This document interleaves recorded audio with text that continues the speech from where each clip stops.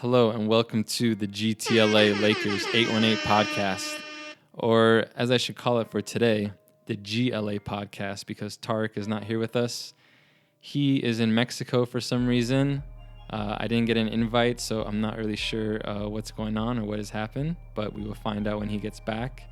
I was debating whether or not to do a podcast without him. Our goal with this is kind of to do a podcast every 4 to 5 Laker games, and we hit that mark. We're at 5 as of today, which is November 14th, Tuesday, and also the Lakers just ended their 4-game road trip, so I thought it was a good time to do one, and he won't be back till next week, so yeah, I thought I'd just give it a shot myself. And admittedly, this is kind of weird. This is only the 3rd podcast of my life, and it's definitely my first one just doing it by myself. I'm sitting in my condo in Studio City. It is almost midnight, but I am a night owl, so that's how we're going to do this. Another interesting point about our podcast, I actually, as of today, have not even posted the first 2 podcast episodes. This is really new for us, and we have it all recorded. I have it in MP3 format and everything. I'm still learning how to exactly post it to the podcast host, and I'm learning about just all the things I need to get it online on.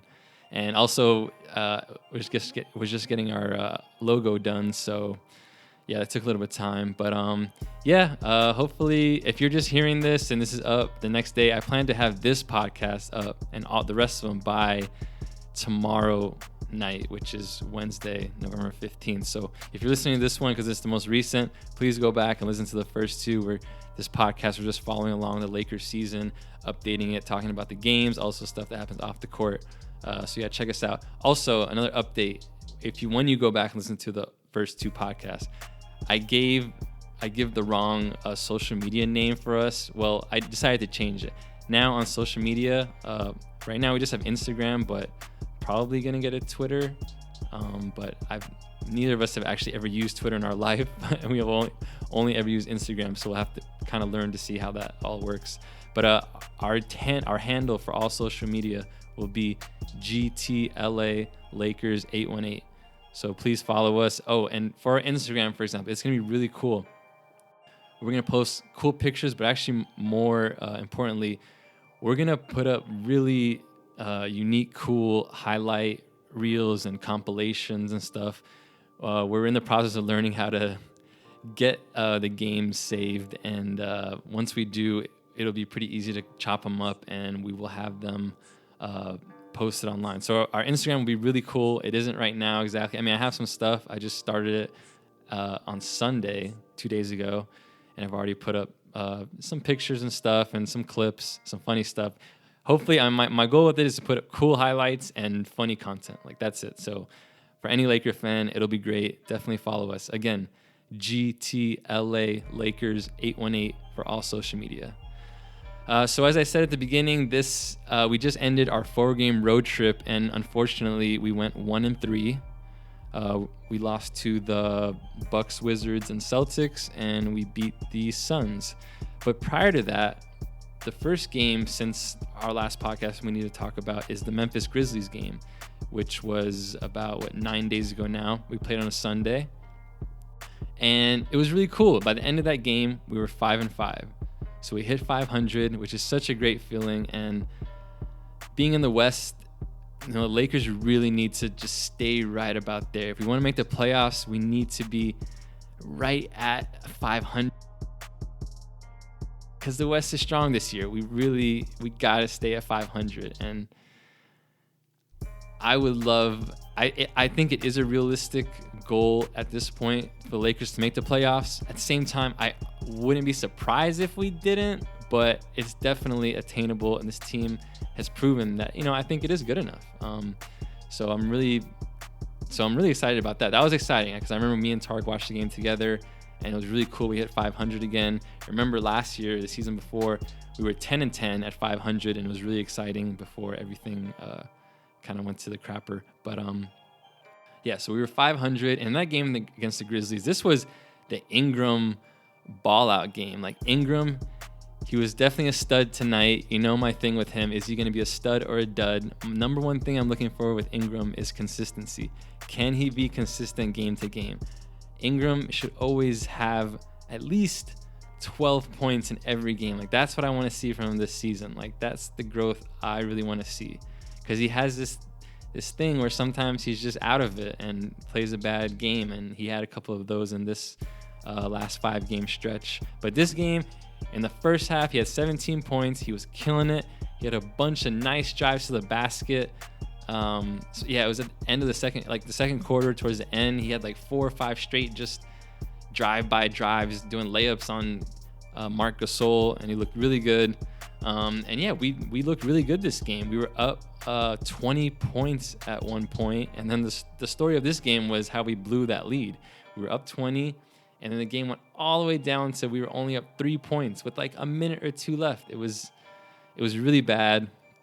And Kentavious Caldwell-Pope kind of saved us. He hit a big jumper with 19 seconds that kind of like, I think it pushed the lead back to 3, or maybe we got it above 3. I don't remember, but it was kind of reminiscent of the game against the Blazers where Pope kind of he hit the big 3-2 to tie the game before Lillard hit the game winner. And that was interesting. I guess that is good right now, I think, for the beginning of the season, that we have a veteran guy, quote unquote veteran, because Pope, he's not even that old. I don't think he's over 26. But it's good that we have him now to take those shots, and he's proven, making this one in this game, in the shot against the Blazers, that he can hit them.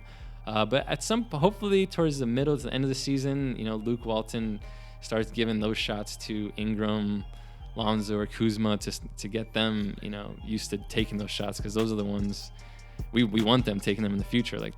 So it'd be good to get them started now. I guess he kind of did in that Blazers game. Kuzma did get to shoot the last shot. That was good.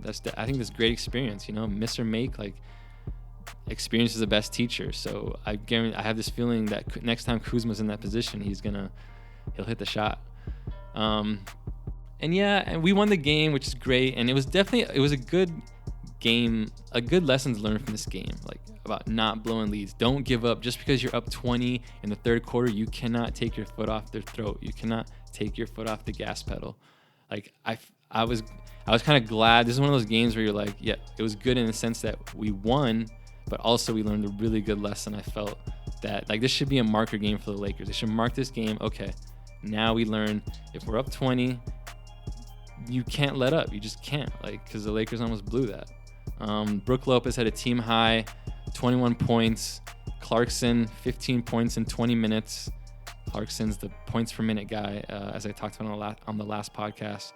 Randall had 12 points, 8 rebounds in 17 minutes. Lonzo had 9 points and 9 assists. So after this game, this is the home game. We were 500. I was really excited. And then we went to Boston to play the Celtics, who were on fire. I think at this point they had won like 8 or 9 in a row. And even just the Celtics actually just won today, Mass Kyrie came in, and I think they've now won 13 straight. So they're hot. And this game, well, it's important to me for 2 reasons. As a Lakers diehard fan, we just hate the Celtics, always want to beat them. But also, I actually went to school in Boston. I went to Boston College for undergrad. So I have a lot of friends that are either from Boston or big Celtics fans. And I texted all of them before the game. And what I told them, what my main thing I was trying to get across was, I was like, yo, Ingram and Kuzma are going to school Jaylen Brown and Jason Tatum. Like, that's what I wanted to have happen. And I think that's a really nice, 2-on-2 right there. You got 2 young players from the same drafts. Ingram was the number 2 pick, and Jaylen Brown was the number 3 pick last year. And then this year, Tatum was he was a number 3 pick, and Kuzma, he was later, 27th pick. So that's what I texted all my BC friends. I was like, yo, Ingram, Kuzma, they're going to school your boys, Brown and Tatum. Unfortunately, Tatum got hurt in the first quarter, so he didn't really end up playing that much. Al Horford was hurt too. The one interesting thing from the start of the game was we saw finally the fans, away crowds booing Lonzo, booing him hard. And I love this. It's awesome. I think it's good for him. He's already getting booed and learning how to play off of it, so that's great. And then, the second thing is that had me thinking, that I was thinking about, was a potential Lakers-Celtic future rivalry. I mean, all that speculation about LeBron coming. I mean, the storyline would be nice because you have the Ingram, Kuzma versus Brown and Tatum thing. And then you got LeBron versus Kyrie. And then obviously Lonzo is just a story just in himself everywhere. So, for everyone that, is hoping, like I am, that LeBron will come and we get a LeBronzo pairing, the rivalry is set up pretty nicely for a really cool battle. And just another note, and this is on behalf of myself and Tariq, we're big fans of Kyrie Irving. Like, I love Kyrie Irving, and I'm sad that he's a Celtic because I hate the Celtics, but I just love Kyrie, and he was awesome. Anyways, so at the end of the first quarter, we were down 33-16, and we had 10 turnovers, which is just ridiculous. That means we were on pace for 40 turnovers at the end of the first quarter. And then interestingly, we were down 20 in the second quarter, and in the middle of the third quarter, we had cut it to 2 at one point. So that was cool. It was kind of like the opposite of last game. Last game against the Grizzlies, we were up 20 and blew the lead down to 3. In this game, we were down 20 and came back to within 2 or 3.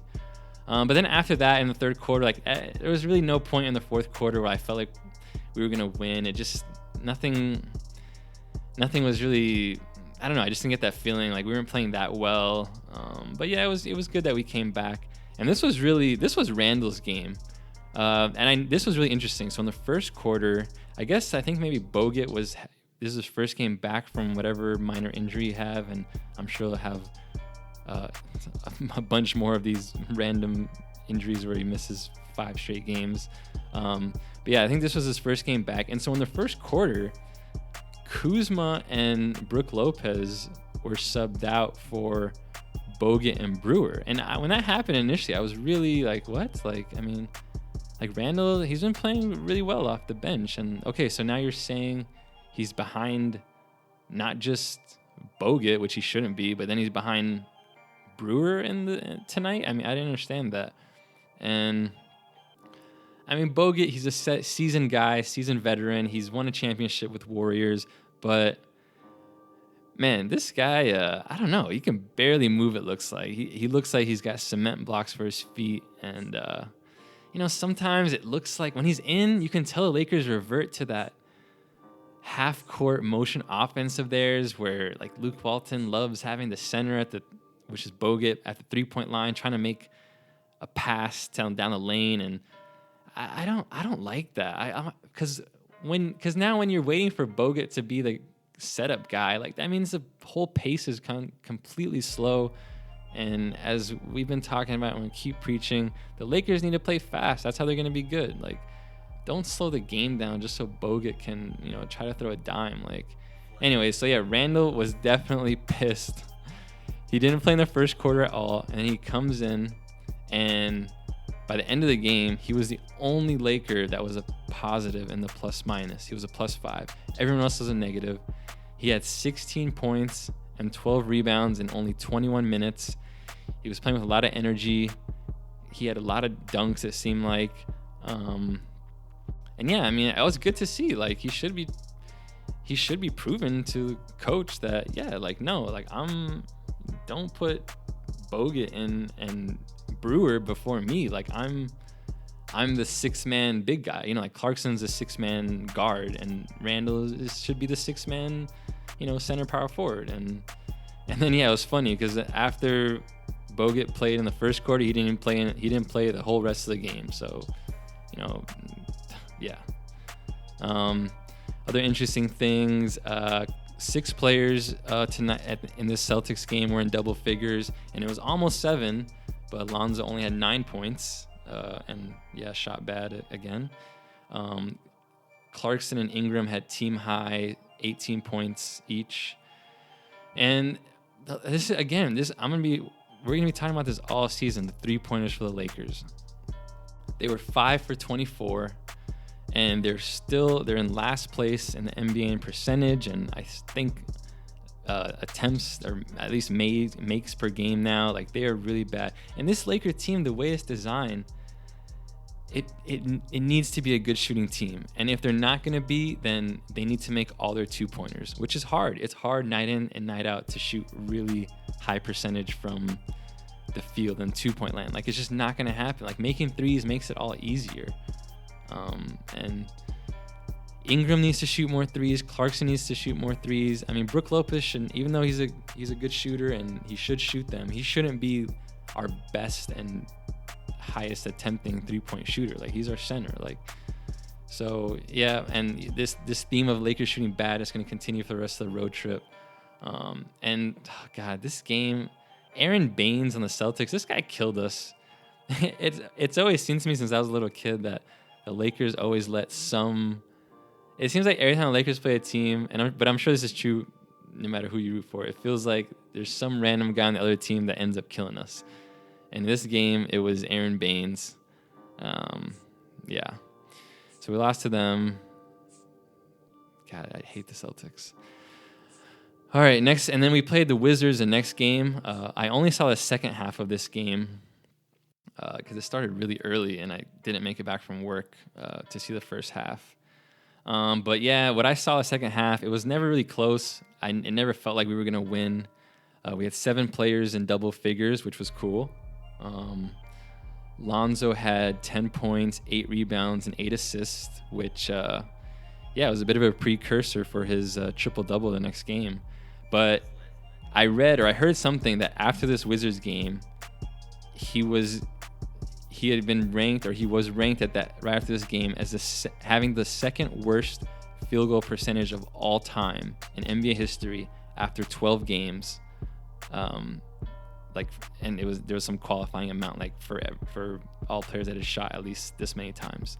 Second worst all time, which is pretty funny. I mean, he's bricking them. But again, I'm really not worried about Lonzo. I'm really not. I'm so glad he's on our team. This guy is so good. Honest, everyone, right now is the time to buy Lonzo stock. I'm telling you guys, because this guy is gonna be really good. And yeah, he had an interesting quote about his shooting. He said at some point since we last talked on the pod that it's all in his head. He said he knows he's a good shooter, but it's just in his head. And I completely agree because I watched all his games at UCLA, and just the way he shot at UCLA, just so much confidence. Like, he would just pop it. Like, he just knew it was going in. And and even in summer league you could see that a bit too. But so far this season, it just seems like he's tight on the shot. Like, you can tell he's just got to get comfortable. But he's gonna be fine. I'm really not worried. And one other interesting thing was Lonzo was interviewed after one of these games, and he said I thought this was interesting. He said on average he likes to sleep at 1 a.m. at night.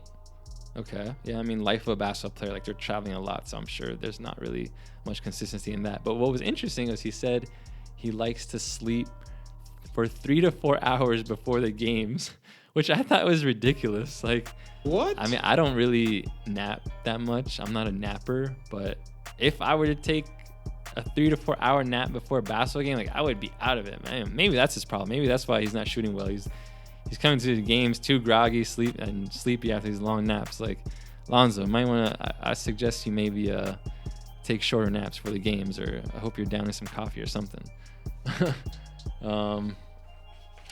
Everyone in the Wizards game was a minus on the plus minus.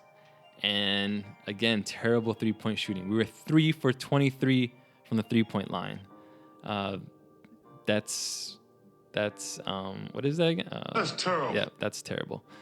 13% from the 3-point line, just awful. So this Wizards game, it felt like the Wizards, were getting their revenge for their loss in LA a couple weeks ago. Yeah, it just never felt like they were gonna win. So after 2 games of the road trip, 0-2. So we were 500 after the Grizzlies game. Now we're 5-7, and we go into Milwaukee. And before this game, Jason Kidd was on. I don't know if he was on maybe it was First Take or something. He was interviewed, and he had a really interesting things to say about Mr. Lonzo Ball. Let me pull up this quote. He said, And it was kind of like, well, it was a mix of a bit of throwing shade and a mix of, I want to protect my legacy still. So here's a quote. I think the first thing is, does someone play hard for 48 minutes? And are you willing to do anything to win? So kind of questioning Lonzo's effort or something here. And then he goes on, and so far it's still early in his career. And as someone said earlier, it's a stretch. He's saying it's a stretch to compare him or Lonzo to him. It continues, he has to understand what it means to play hard and what it means to win. Okay, again, questioning whether he plays hard in his effort and how to win at the highest level. And it takes time. In 3 years, hopefully there's a better comparison. I don't believe him. But right now it's a stretch and he has a way to go. So I like this. I mean, I think it's cool. Like Jason Kidd, he's trying to protect his legacy. He doesn't want to be, give up his throne as that rebounding, assisting, super versatile point guard. It's kind of funny, I thought. So yeah, that was like, I was thinking, I'm sure Lonzo was thinking this going into this game, like, oh, Kid thinks I'm not playing hard. So yeah, this was Lonzo's game. He completely showed out. He looked good from the start. Again, just like the Celtics game, he was being booed a bunch, which I think is great. Like, I love it. So Lonzo in this game, he started the game by hitting his first 2 threes. This was within the first 6 minutes of the first quarter. I was so excited, and I could just tell on look at his face and the way he was moving, like he just looked like he was into it. Maybe he had a short nap or something this time. So he started off hitting his first 2 threes, and then within the first 5 minutes of the game, he had 3 rebounds and 3 assists. So yeah, by halfway through the first quarter, 6 points, 3 rebounds, 3 assists. I texted Tark. I was like, Lonzo's on triple-double watch. And yeah, you could just tell it was gonna be one of those games. And he was really active on the glass this game. I started to tell it looked like that kind of gets him into a rhythm, like going for offensive rebounds and getting them, which I think is great because if he gets the rebounds, then he can quickly outlet it, without wasting that time where someone else gets the rebound and handing it off to him. Like every second counts when you're trying to be a transition team. And that's why it bugs me sometimes when I see these Laker players, like they'll get the rebound and just like kind of, they're not rushing to push it up already. I mean, they're kind of holding the ball or like they do a spin move to pass. Like, no, just as soon as, just like Lonzo does, when you always notice when Lonzo's about to get the ball, he first looks down the court and then he looks back to get the ball. So he sees this happening. I mean, he's trying to go. But the one thing that I'm kind of wondering about his offensive rebounding, and this is something I want to ask Tarek about, is I wonder if it might sometimes be actually detrimental to the team in this sense, in that typically in basketball, the point guard is the one who's like the man down back, like who's gonna, he's usually at the top of the key to like the first man back playing defense. So if he crashes and no one fills in at the top of the key to play defense in case, we don't get the rebound, that could lead to some outlet passes and easy buckets for the other team. But I don't know, it's a mix. Like Lonzo, he'll have to learn. Like he has to learn when to go for them and when not to, which is, he's a smart guy, so I'm sure he could figure it out. But that is something I do wonder. One thing I was curious to see at the beginning of this game was who was going to be guarding Giannis. And it ended up being Kyle Kuzma. And overall in the game, I thought Kuzma did a pretty good job for a rookie going against this absolute freak, which, he's the Greek freak. I thought he did a decent job. Even Giannis had a good game. He didn't have that good of a first half, I remember, but in the second half, it looked like it was his world. I thought Kuzma did a pretty solid job. And actually, at the end of this game, I was thinking to myself, I was like, it's pretty cool. It's pretty good that Lonzo and Kuzma are solid defenders, like already. Like that's a good thing. Like it's really good actually. What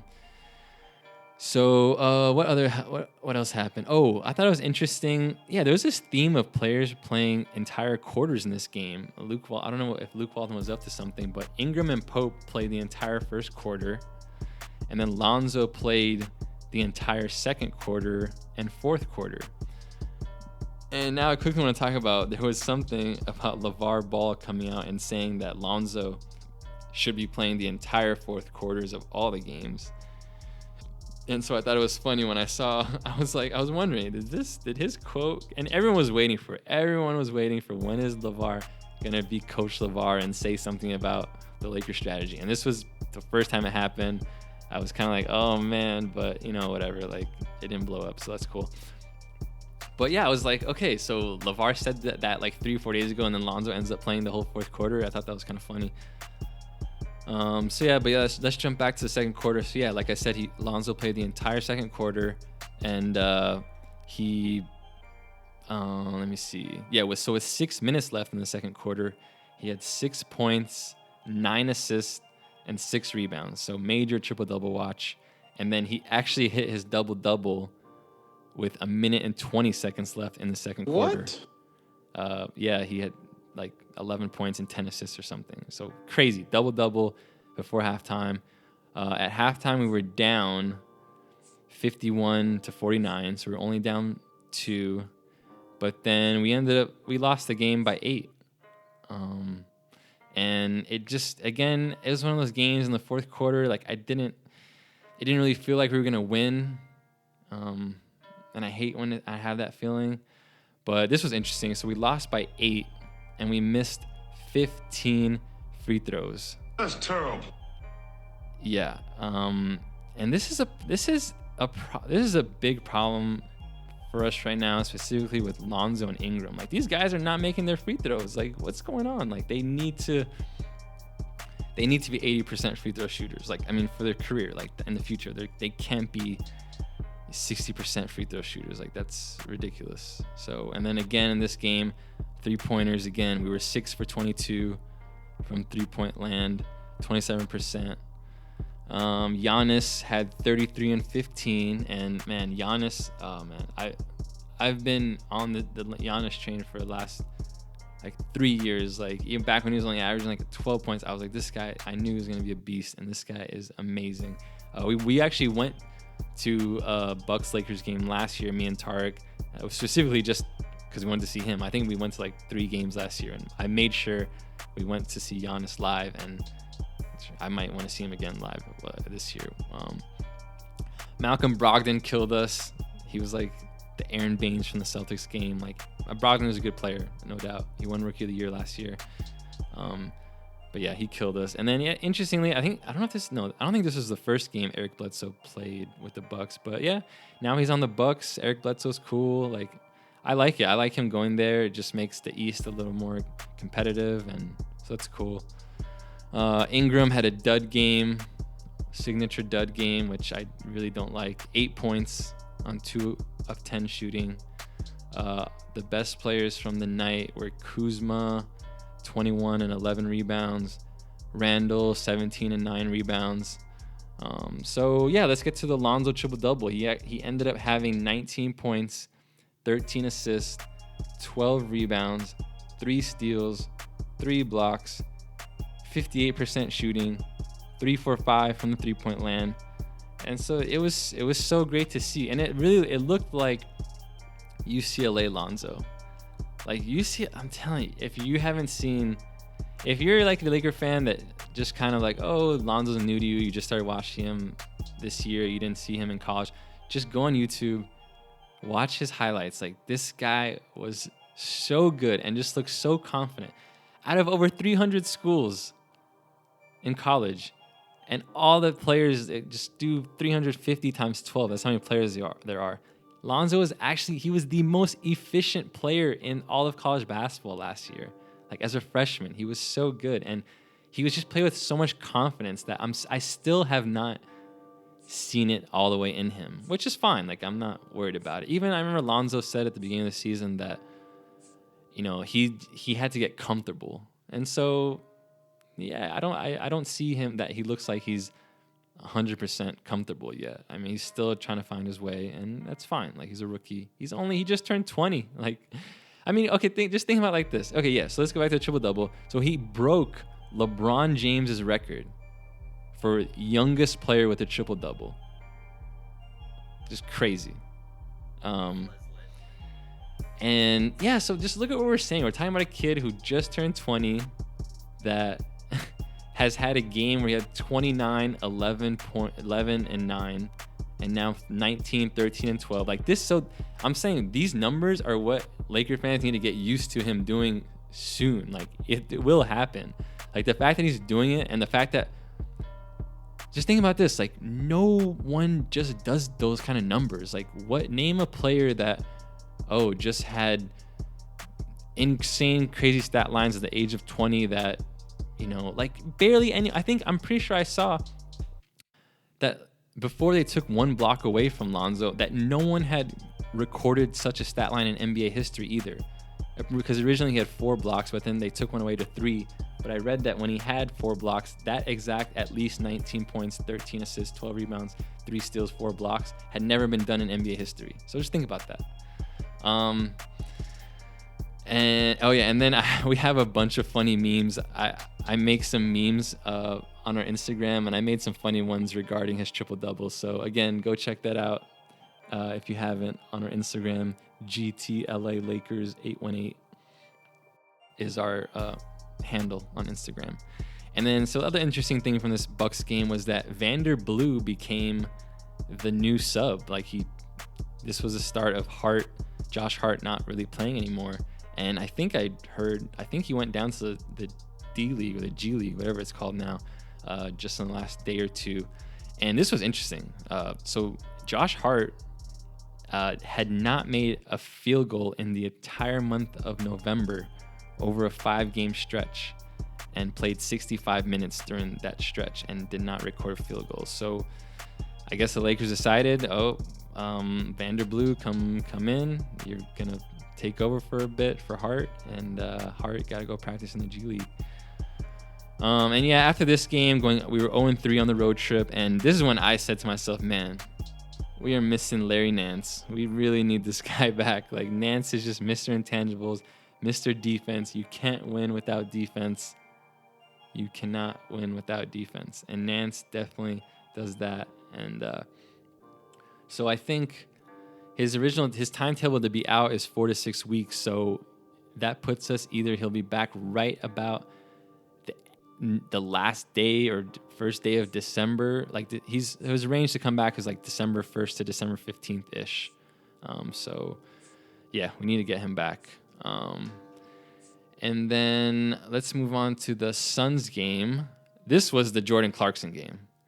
Jordan Clarkson had 25 points in 26 minutes. What?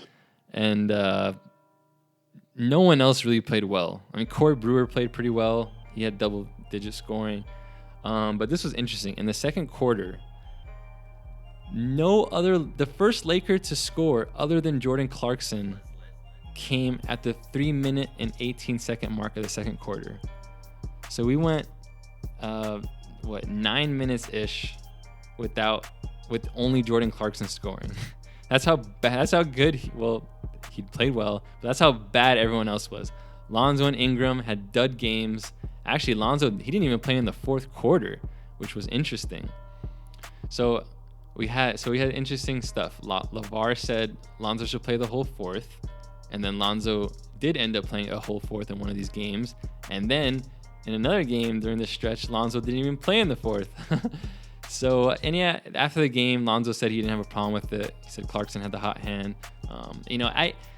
I didn't think it was necessary. I mean, yeah, Lonzo he was pretty out of it. But I mean, I didn't think it was like he was so bad that, he for sure shouldn't have played. But I mean, at the same time too, I was fine with it too. I mean, I actually think it was kind of a good message to Lonzo, because it was good in a sense. I think what Luke Walton was the message he was trying to get across was, all right, you're gonna have a good game the game before, and then come out flat like this. Like, no, I mean, if that's what you're showing me you can do, I need to see it game to game. So by sending that message, like, all right, no, you're not playing the fourth, like, hopefully that wakes Lonzo up to, I gotta play well, all the time. And so yeah, I mean, we're still waiting for the consistency from him. So after this stretch, we are now currently tied for 10th place in the West with the Utah Jazz at 6-8. And more importantly, and what I'm most excited about, so I have 2 goals for the Lakers this season. Like goal number 1A is Lakers make the playoffs. And then my goal 1B is for the Lakers to have a better record than the Clippers by the end of the season. Stay in your lane. Which they currently do. So excited about that. I actually made a few bets with people before the season started that the Lakers would have a better record than the Clippers, or the Flippers, I should say, as we like to not affectionately, actually. We just like to call the Clippers the Flippers. So yeah, Lakers currently are succeeding on one of my goals. They're not in the playoffs if it started today, but they are ahead of the Clippers. So thank God for that. So let's look at the next few games. We have the next 4 games are at home. We play Philly tomorrow on Wednesday. Get to see some Ben Simmons and Joel Embiid. Then we play Phoenix again on Friday. Then we play Denver on Sunday. And then we play Chicago Tuesday. And that'll end the 4-game homestand. And then we'll go to Sacramento to play there on Wednesday. And then starts the Thanksgiving break, and the Lakers will have 4 days off before their next game. So that puts us, that's the end of the podcast. By the middle of it, I felt pretty comfortable, even though Tarek wasn't here, but looking forward to him coming back. And hopefully, okay, so right now it is 12:30 a.m. Wednesday. Like by today, Wednesday night, I want to have all 3 of our first podcasts up, and hopefully you're listening to this within a few days or the day of. And please follow, subscribe, and like us on whatever platform you're listening to us on, iTunes, YouTube, Stitcher. I plan to have them on all of them, and fingers crossed that happens tomorrow. Follow us on social media. Again, GTLA Lakers 818. And thank you so much for listening. I'll see you in the next week or so. Oh, almost forgot. Shout out to the artist that made this beat. The artist's name is Fleslet.